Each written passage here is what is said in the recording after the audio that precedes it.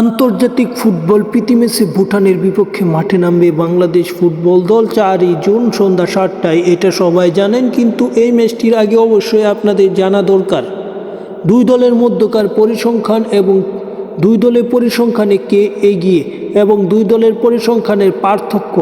তাই যারা এখন পর্যন্ত জানেন না বাংলাদেশ এবং ভুটানের দুই দলের পূর্ণাঙ্গ পরিসংখ্যান বা সর্বশেষ পরিসংখ্যান, তাহলে এই ভিডিওটি আপনার জন্য। এই ভিডিওতেই মূলত জানবো আমরা বাংলাদেশ এবং ভুটানের পরিসংখ্যান। ভুটানের বিপক্ষে পরিসংখ্যানে 2 জন ব্যবধানে এগিয়ে আছে বাংলাদেশ বলা যায়। এখন পর্যন্ত বাংলাদেশ ভুটানের বিপক্ষে মোট 16 বার লড়াইয়ে নেমেছে, যেখানে বাংলাদেশের জয় ছিল 12টি এবং ভুটান পিছিয়ে নেই বাংলাদেশের থেকে।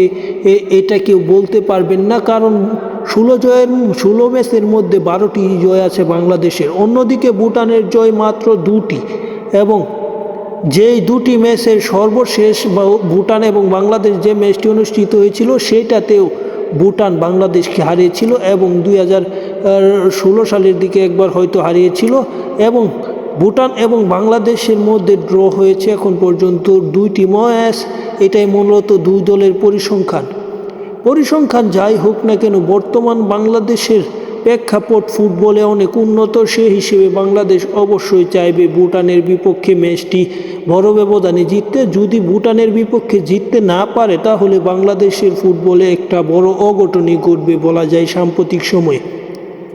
কেননা ফুটবলে অসম্ভব সুন্দর খেলার পাশাপাশি বাংলাদেশ দলে বর্তমানে আছে 6 জন বিদেশি ফুটবলার এবং 5 জনেই এই ম্যাচে নামতে পারে।